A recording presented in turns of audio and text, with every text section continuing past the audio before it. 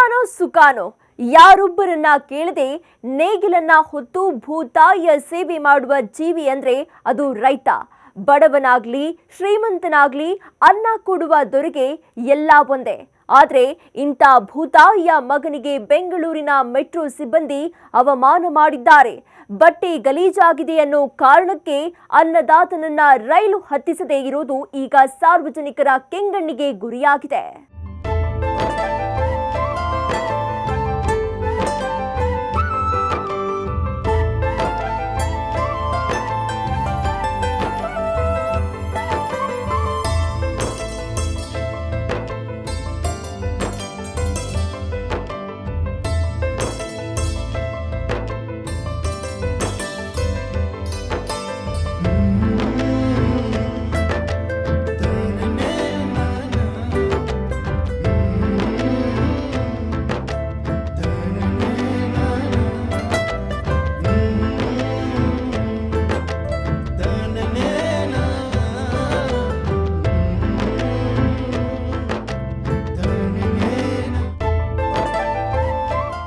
ರೈತ ಭೂಮಿಯ ಚೊಚ್ಚಲ ಮಗ, ಜಗದಗಲ ಹೊಟ್ಟಿಗಳಿಗೆ ಅನ್ನವಿಡೋ ದೇವರು.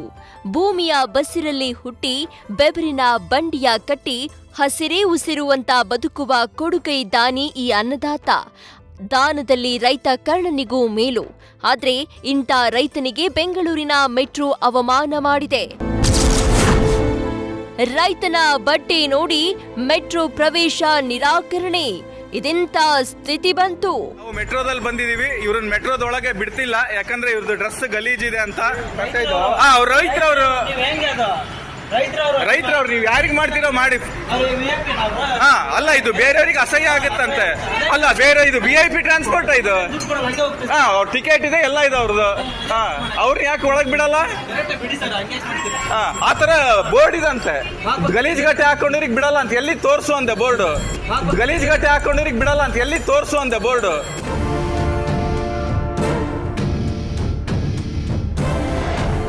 ಹೌದು, ರೈತ ಅಂದ್ರೆ ಸಕಲ ಜೀವರಾಶಿಗಳಿಗೂ ಅನ್ನ ಕೊಡುವ ದಾನಿ. ಅದೆಷ್ಟೇ ಕಷ್ಟವಾದ್ರೂ ಮಳೆ ಇರ್ಲಿ ಬಿಸಿಲಿರ್ಲಿ ಉಳುಮೆ ಮಾಡಿ ಜನರ ಹೊಟ್ಟಿ ತುಂಬಿಸುವ ದೊರೆ.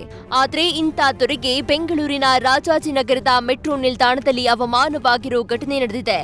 ಬಟ್ಟೆಯಿಂದಲೇ ರೈತನನ್ನ ಅಳಿದಿರುವ ಮೆಟ್ರೋ ಸಿಬ್ಬಂದಿ ರೈತನನ್ನ ರೈಲು ಹತ್ತಲು ಬಿಡದೆ ಉದ್ದಟತನ ತೋರಿದ್ದಾರೆ. ರೈತರವ್ರು ನೀವು ಯಾರಿಗ್ ಮಾಡ್ತೀರೋ ಮಾಡಿ. ಅಲ್ಲ, ಇದು ಬೇರೆಯವ್ರಿಗೆ ಅಸಹ್ಯ ಆಗುತ್ತಂತೆ. ಅಲ್ಲ, ಬೇರೆ ಇದು VIP ಟ್ರಾನ್ಸ್ಪೋರ್ಟ್ ಇದು. ಟಿಕೆಟ್ ಇದೆ, ಎಲ್ಲ ಇದೆ ಅವ್ರದ್ದು. ಅವ್ರು ಯಾಕೆ ಒಳಗ್ ಬಿಡಲ್ಲ? ಆತರ ಬೋರ್ಡ್ ಇದಂತೆ. ತಲೆ ಮೇಲೆ ಮೂಟೆ, ಅಮಾಯಕ ನಗು, ಮಾತು ಬರಲ್ಲ, ಕಿವಿನೂ ಕೇಳಲ್ಲ. ಆದ್ರೆ ಈ ವ್ಯಕ್ತಿಗೆ ಮೆಜೆಸ್ಟಿಕ್ ಹೋಗ್ಬೇಕಿತ್ತು. ಅದಕ್ಕೆ ಅಂತ ತಮ್ಮದೇ ದುಡ್ಡಲ್ಲಿ ಟಿಕೆಟ್ ಕೂಡ ತೆಗೆದುಕೊಂಡಿದ್ದಾರೆ. ಇನ್ನೇನು ಸೆಕ್ಯೂರಿಟಿ ಚೆಕ್ ಮುಗಿಸಿ ಒಳಗೆ ಹೋಗ್ಬೇಕು. ಆದ್ರೆ ಸೆಕ್ಯೂರಿಟಿ ಗಾರ್ಡ್ಗಳು ಇವರನ್ನ ಒಳಗೆ ಬಿಟ್ಟಿಲ್ಲ. ಅದಕ್ಕೆ ಕಾರಣ ಅವರು ಹಾಕಿದ್ದ ಬಟ್ಟೆ.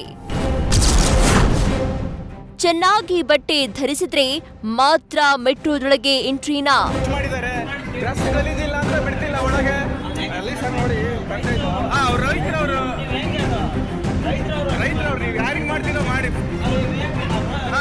ಈ ವ್ಯಕ್ತಿ ನೋಡಿದ್ರೆ ಗೊತ್ತಾಗುತ್ತೆ ಹಳ್ಳಿಯಿಂದ ಬಂದಿರುವ ರೈತ ಅಂತ. ರೈತನ ಬಟ್ಟೆ ಗಲೀಜಾಗಿದೆ.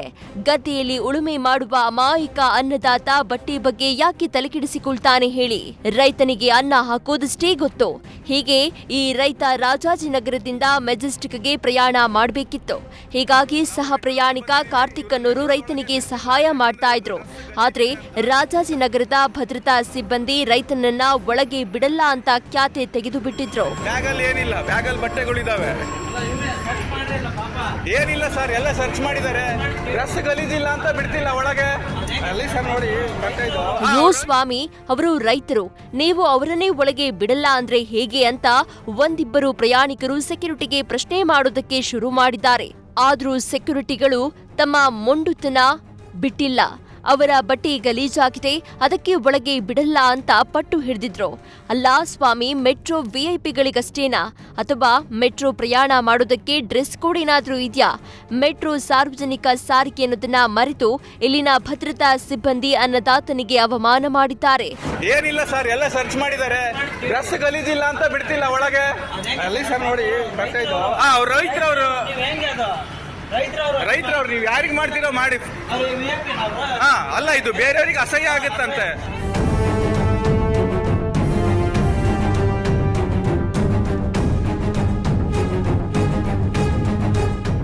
ಹಾಗೆ ನೋಡಿದ್ರೆ ಈ ಸೆಕ್ಯೂರಿಟಿಗಳೇ ಇವರಿಗೆ ಸರಿಯಾಗಿ ಎಲ್ಲಿಗೆ ಹೋಗ್ಬೇಕು ಅಂತ ಮಾಹಿತಿ ನೀಡಬೇಕಿತ್ತು. ಆದ್ರೆ ಇವರೇ ರೈತನ ಜೊತೆ ಕಿರಿಕ್ ಮಾಡಿಕೊಂಡು ಅವರಿಗೆ ತೊಂದರೆ ಮಾಡಿದ್ದಾರೆ. ಸಹ ಪ್ರಯಾಣಿಕರು ಪ್ರಶ್ನೆ ಮಾಡೋದಕ್ಕೆ ಮುಂದಾಗಿದ್ದಾರೆ. ಬಟ್ಟೆ ಗಲೀಜು ಅಂತ ಒಳಗೆ ಬಿಡಲ್ಲ ಅಂದ್ರೆ ಏನರ್ಥ? ಅವರು ರೈತರು ಇರೋದೇ ಹಾಗೆ ಅಂತ ತಿಳಿಸಿ ಹೇಳೋದಕ್ಕೆ ಮುಂದಾಗಿದ್ದಾರೆ. ಆದ್ರೂ ಮೆಟ್ರೋ ಸೆಕ್ಯೂರಿಟಿ ಇವರ ಮಾತು ಕೇಳಿಲ್ಲ. ಏನಿಲ್ಲ ಅಂದ್ರೂ ಸುಮಾರು 15 ನಿಮಿಷ ಈ ವಾಗ್ವಾದ ನಡೆದಿದೆ. ಒಬ್ಬರು ವಯಸ್ಸಾದ ಅಜ್ಜ ಬರ್ತಿದ್ರು ಮೆಟ್ರೋದಲ್ಲಿ. ಅವ್ರಿಗೆ ಮೆಟ್ರೋ ಸಿಬ್ಬಂದಿ ಒಳಗೆ ಬಿಡಲಿಲ್ಲ. ನಾನು ಯಾಕೆ ಬಿಡಲಿಲ್ಲ ಅಂತ ಅವ್ರಿಗೆ ಕೇಳಿದೆ. ಅದಕ್ಕೆ ಅವರು ಬಟ್ಟೆ ಗಲೀಜಾಗಿದೆ ಅಂತಂದರು. ನನಗೆ ಇದನ್ನು ಕೇಳಿ ಮನಸ್ಸಿಗೆ ಭಾಳ ನೋವಾಯಿತು. ಯಾಕಂದರೆ ನಮ್ಮೊಳಗಿರೋ ಭಗವಂತ ಅಥವಾ ನಮ್ಮೊಳಗಿರೋ ಶಕ್ತಿನೇ ಪ್ರತಿಯೊಬ್ಬರಲ್ಲಿರೋದು ಅದೇ ಒಂದೇ ಚೈತನ್ಯನೇ ಎಲ್ಲ ಕಡೆ ಸಹಿತ ಇರೋದು. ಅವ್ರನ್ನೂ ಒಬ್ಬರು ಬಟ್ಟೆ ಚೆನ್ನಾಗಿಲ್ಲ ಅಂತ ಅವರಿಗೆ ಬೇರೆ ರೀತಿ ಟ್ರೀಟ್ ಮಾಡೋದು ತುಂಬ ದುಃಖಕರ ಸಂಗತಿ. ಇದಾದಮೇಲೆ ನಾನು ಏನು ಮಾಡಿದೆ ಅಂತಂದರೆ, ನಾನು ಅವ್ರಿಗೆ ಹೇಳಿದೆ, ಈಗ ಯಾಕೆ ಹಾಗೆ ಮಾಡ್ತೀರಾ ಅಂತ. ನಾನು ಅವ್ರನ್ನ ವಾಪಸ್ ಕರ್ಕೊಂಬಂದು ಮೆಟ್ರೋದೊಳಗೆ ಕರ್ಕೊಂಬಂದು ನಾನು ಅವ್ರಿಗೆ ಎಲ್ಲಿಗೆ ತಲುಪಬೇಕೋ ಅಲ್ಲಿಗೆ ಬಿಟ್ಟೆ. ಅವಾಗ ಮೆಟ್ರೋ ಸಿಬ್ಬಂದಿ ಹತ್ರ ಮಾತಾಡಿದೆ, ನೀವು ಯಾಕೆ ಇವ್ರನ್ನ ಬಿಡ್ತಿಲ್ಲ ಅಂತ. ಮೆಟ್ರೋ ಸಿಬ್ಬಂದಿ ಬಟ್ಟೆ ಗಲೀಜಾಗಿರೋದಕ್ಕೆ ಬಿಡ್ತಿಲ್ಲ ಅಂದರು. ನಾನು ಕೇಳಿದೆ, ಆ ಥರದ್ದು ಎಲ್ಲರ ರೂಲ್ಸ್ ಇದೆ ಅಂತ. ಅದಕ್ಕೆ ಅವರು ಈ ಥರದ್ದು ಎಲ್ಲ ರೂಲ್ಸು ನಾವು ಬರೆದಿಡೋಕ್ಕಾಗಲ್ಲ ಅಂತಂದರು. ನಾನಂದೆ, ರೂಲು ಬರೆದಿಡೋಕ್ಕಾಗಲ್ಲ ಅಂದರೆ ಅದು ರೂಲ್ ಅಲ್ಲ, ಅದು ನಿಮ್ಮ ಸೆಲ್ಫ್ ಅಸಂಪ್ಷನ್ ಅಷ್ಟೇ, ಅದು ರೂಲ್ ಅಲ್ಲ ಅಂದೆ. ಆಮೇಲೆ ನಮ್ಮ ಹೈಯರ್ ಸಿಬ್ಬಂದಿ ಹತ್ರ ಮಾತಾಡಿ ಅಂದರು. ನಾನಂದೆ, ನಾನು ಯಾರ ಚೇಂಬರ್ಗೂ ಹೋಗಿ ನಾನು ಮಾತಾಡೋನಲ್ಲ, ಅವ್ರಿಗೆ ಮಾತಾಡಬೇಕಾದ್ರೆ ನನ್ನ ಹತ್ರ ಕರೀರಿ ಅಂತಂದೆ. ಅವಾಗ ಅವರು ಬಂದರು. ಅವ್ರ ಹತ್ರ ಮಾತಾಡಿದೆ. ಅವರು ನಮ್ಮ ಇನ್ನೊಬ್ಬ ಸಿಬ್ಬಂದಿ ಇದ್ದಾರೆ, ಹೈಯರ್ ಆಫೀಸರು, ಅವ್ರ ಹತ್ರ ಮಾತಾಡಿ ಅಂದರು. ನಾನು ಯಾರ ಹತ್ರನೂ ಹೋಗಿ ಮಾತಾಡೋದಿಲ್ಲ, ನಾನೊಬ್ಬ ಸಾಮಾನ್ಯ ಪ್ರಯಾಣಿಕ. ನನ್ನ ಜೊತೆಗೆ ಒಬ್ಬರು ಪ್ರಯಾಣಕ್ಕೆ ಬರ್ತಾ ಇದ್ದಾರೆ, ನಾನು ಅವ್ರನ್ನ ಕರ್ಕೊಂಡು ಹೋಗ್ತೀನಿ, ನೀವು ಏನು ಮಾಡ್ತೀರೋ ಮಾಡಿ ಅಂತಂದು ನಾನು ಆ ಅಜ್ಜನ ಕರ್ಕೊಂಡು ಹೋಗಿ ಬಿಟ್ಟು ಬಂದೆ. ಸೆಕ್ಯೂರಿಟಿಗಳು ಬೇಡ ಅಂದ್ರೂ ಕಾರ್ತಿಕ್ ಬಿಟ್ಟಿಲ್ಲ. ರೈತನನ್ನ ಮೆಟ್ರೋದೊಳಗೆ ಕರ್ಕೊಂಡು ಬಂದು ಮೆಜೆಸ್ಟಿಕ್ ಬಿಟ್ಟಿದ್ದಾರೆ. ಬಳಿಕ ಈ ವಿಡಿಯೋ ಕಾರ್ತಿಕ್ ಫ್ರೆಂಡ್ ದೀಪಕ್ ಅನ್ನೋರು ಎಕ್ಸ್ನಲ್ಲಿ ಪೋಸ್ಟ್ ಮಾಡಿದಾಗ ಈ ಪ್ರಕರಣ ಬೆಳಕಿಗೆ ಬಂದಿದೆ. ವಿಡಿಯೋ ವೈರಲ್ ಆಗ್ತಾ ಇದ್ದಂತೆ ಮೆಟ್ರೋ ಸಿಬ್ಬಂದಿಯ ನಡೆಗೆ ಎಲ್ಲೆಡೆ ಆಕ್ರೋಶ ವ್ಯಕ್ತವಾಗಿದೆ. ಮೆಟ್ರೋ ಸಾರ್ವಜನಿಕ ಸಾರಿಗೆ, ಮೆಟ್ರೋದಲ್ಲಿ ಪ್ರಯಾಣಿಸಲು ಎಲ್ಲರಿಗೂ ಹಕ್ಕಿದೆ ಅಂತ ಜನ ಕಿಡಿಕಾರಿದ್ದಾರೆ. ಅವರು ಅನ್ನ ದಾನ ಮಾಡೋ, ಅನ್ನ ಕೊಡೋ ಒಂದು ರೈತರಿಗೆ ನಾವು ಈ ರೀತಿ ಮಾಡೋದು ತುಂಬ ತಪ್ಪಾಗುತ್ತೆ. ಡ್ರೆಸ್ ಮೇಲೆ ಜಡ್ಜ್ ಮಾಡೋದು ಯಾವ ರೀತಿ ಕರೆಕ್ಟ್ ಸರ್, ನೀವೇ ಹೇಳಿ. ಇದೆಲ್ಲ ತುಂಬ ತಪ್ಪು, ಆ ರೀತಿ ಮಾಡಬಾರ್ದು. ಅವ್ರನ್ನ ಆ್ಯಕ್ಚುಲಿ ಹೈಯರ್ ಪ್ರಿಯಾರಿಟಿಯಲ್ಲಿ ಇಡಬೇಕು ನಮ್ಮ ರೈತರನ್ನ. ಮಾನವೀಯತೆ ಮರೆತ ಸಿಬ್ಬಂದಿ ವಿರುದ್ಧ ಬಿಎಂಆರ್ಸಿಎಲ್ ಕ್ರಮ.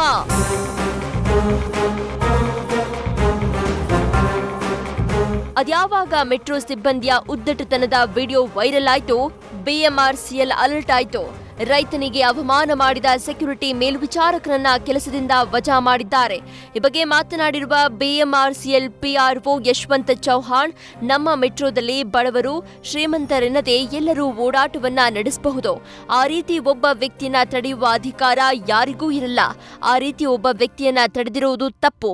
ಈ ಬಗ್ಗೆ ಸೆಕ್ಯೂರಿಟಿಗಳಿಗೆ ತರಬೇತಿ ನೀಡುವ ಕೆಲಸ ಮಾಡ್ತೀವಿ ಎಂದಿದ್ದಾರೆ.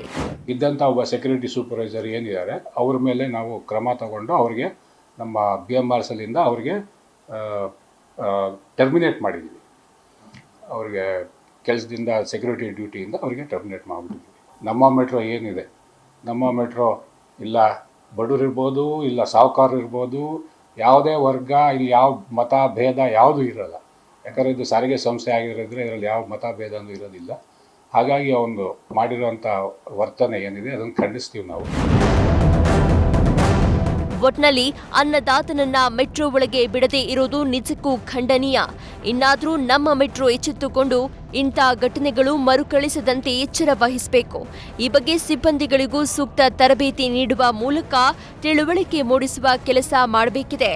ನೀವು ಗಲೀಜಿದೆ ಅಂತಂದ್ರೆ ಬಿಡಬಾರ್ದು, ಆ ಥರ ನಿಮ್ಗೆ ತಪ್ಪಾಗುತ್ತೆ. ಅದ್ ಹೆಂಗಿದೆ ಹೇಳಿ ರೂಲ್ಸ್, ಎಲ್ಲಿದೆ ಗಲೀಜ್ ಬಟ್ಟೆಗೆ ಬಿಡಲ್ಲ ಅಂತ? ಬೋರ್ಡ್ ಹಾಕಿದ್ರ ಈ ಥರ ಗಲೀಜಿದೆ ನಾವು ಬಿಡ, ಹಂಗಿದ್ರೆ ಸರಿ, ನಾನು ಹೊಸ ಪಂಚೆ ಕುಡಿಸಿ ಕರ್ಕೊಂಡು ಹೋಗ್ತೀನಿ ಒಳಗ ಅವ್ರನ್ನ. ಆ ಥರ ಬಿಡಬಾರ್ದು ನೀವು, ನಾನು ಮಾಡಬಾರ್ದು. ನಡೀರಿ.